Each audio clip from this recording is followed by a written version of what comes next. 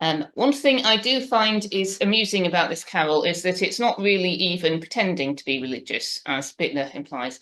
It reads entirely like someone wanted to write a song celebrating having something delicious to eat in winter, then tacked on a few references to God at the end to make it sound a bit more holy, and chucked in some Latin to make it sound a bit more respectable. So, whilst we move on from the Boar's Head Carol, before we look at our next carol, let us take a moment for prayer.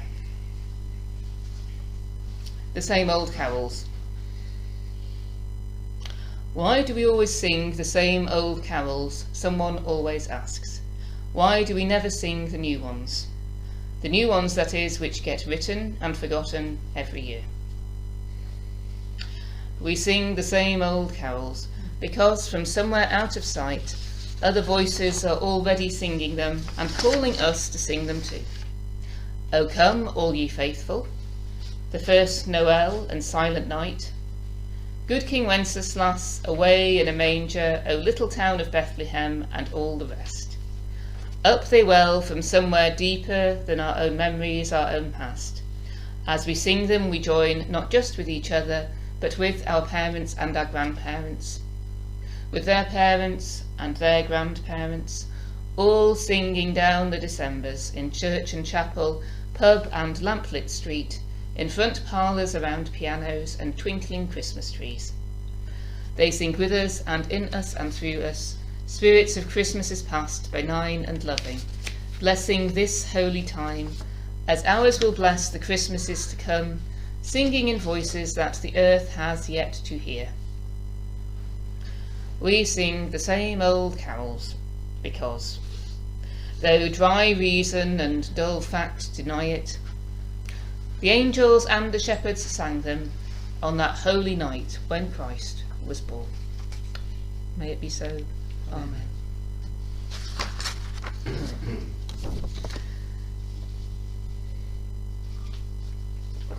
And now we move on to the Coventry Carol, sometimes known as the darkest of all Christmas songs.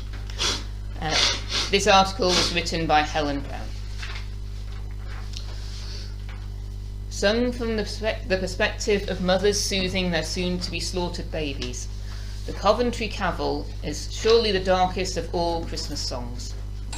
First written down in 1534, this maternal lament was originally part of a medieval mystery play, performed annually in Coventry from the late 12th century until 1579. Was it the Puritans again?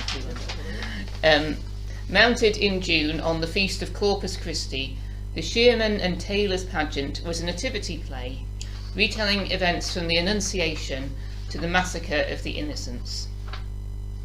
Tableaux and songs were used to bring Bible songs to life in church services as early as the 5th century. But they evolved into popular entertainments that would inspire the Elizabethan dramatists. Pageants performed by guilds of tradesmen drew bawdy, boozy crowds in York, Chester and Lincoln. In Coventry, where Richard III attended plays shortly before he was killed at the Battle of Bosworth Field, the plays lasted for longer than in other cities. There the boos and hisses would all have been aimed at the original pantomime villain, King Herod. According to the Gospel of Matthew, the Magi told the Roman pliant king of Judea that a boy destined to become the king of the Jews had been born in Bethlehem. To neutralize the threat to his position, Herod ordered the execution of all baby boys under the age of 2. An angel warned Joseph to flee to Egypt with Mary and baby Jesus, but parents of other local infants sadly didn't get the divine tip-off. Singing from large stages mounted on wheels, 3 distraught mothers delivered the carol. Herod the king in his raging set forth upon this day. By his decree no life spare thee, all children young to slay. Matthew's tale appears nowhere else in the New Testament. Most historians doubt it ever happened, and suspect the story is a conflation of events, including the murder of children in Egypt at Passover. Herod is also now widely believed to have died 4 years before Jesus was born. But the story does reflect Herod's genuinely despotic and cruel rule, during which he ordered the execution of 3 of his own sons, as well as 1 of his 10 wives.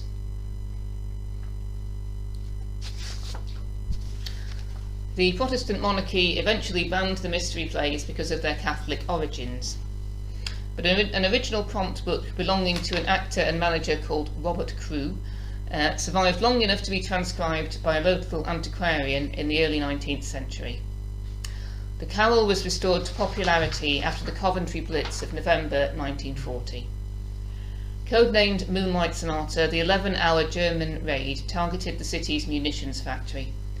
More than 550 people were killed, and 43,000 homes were destroyed along with the cathedral. 2 charred roof beams which had fallen in the shape of a cross were bound and placed at the site of the ruined altar. That Christmas, BBC Radio broadcast a service from the ruins, during which the Provost Dick Howard offered a message of peace. "We are trying," he said, "hard as it may be, to banish all thoughts of revenge. We are going to try to make a kinder, simpler, more Christ-childlike sort of world in the days beyond this strife."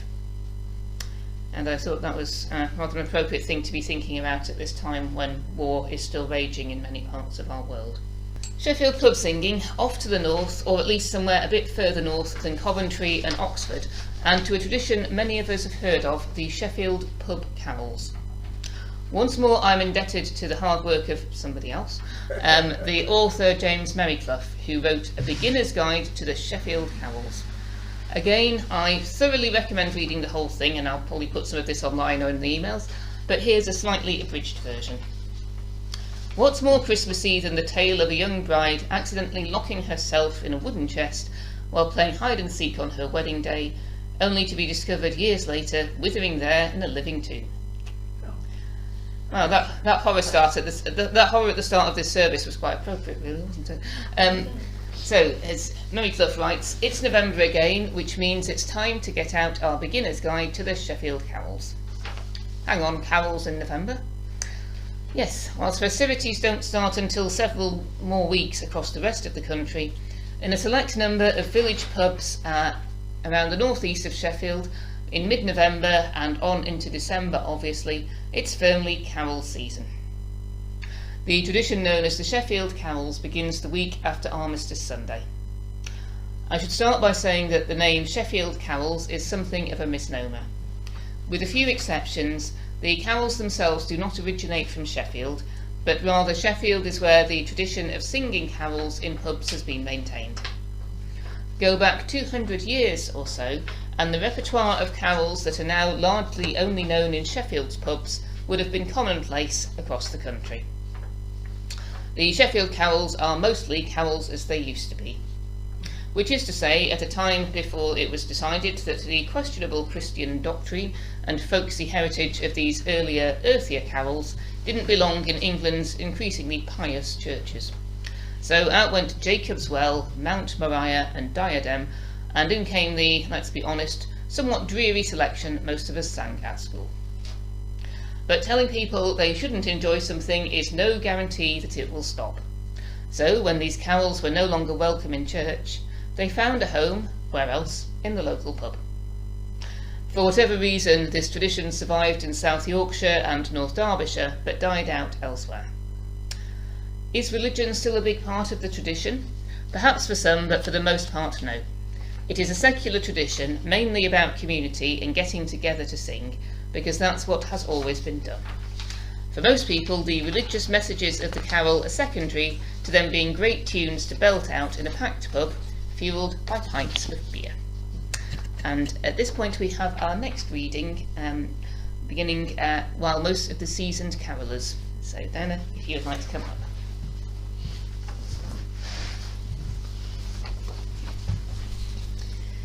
While most of the seasoned carolers can at the least hold a note, with some who can do much more than that, and often a smattering of professional folkies in attendance too, the emphasis is very much on participation and volume rather than nuanced singing dynamics. It's not the winning, it's the taking part that counts. The room tends to find a broad tune. That said, regulars tend to know their part, with call and response phrases being sung by different sections of the pub, basses by the bar, and lead melodies at the toilets. Go to any of the village pub carol sessions and you will find yourself singing While Shepherds Watched a number of times. That's not because everyone has a particularly soft spot for it, but because the words are set to a number of different tunes, dozens in fact. A little tradfolk trivia for you.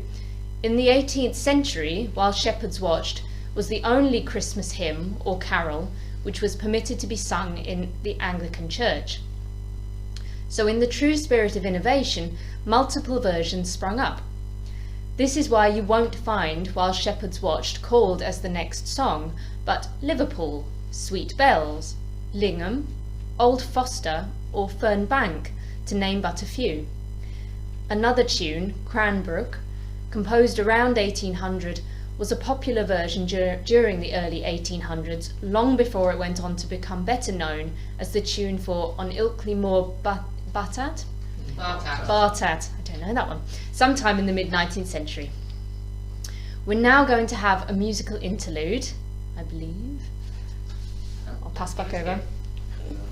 As a quick aside, the Cumberland Arms in Byker has Sheffield carols for about 5 weeks, starting at the end of November. I do recommend it. It's packed though. You have to arrive at about 4:30. For once we will not put out the chalice candle because it is our Advent candle and it will remain lit. So, today in this community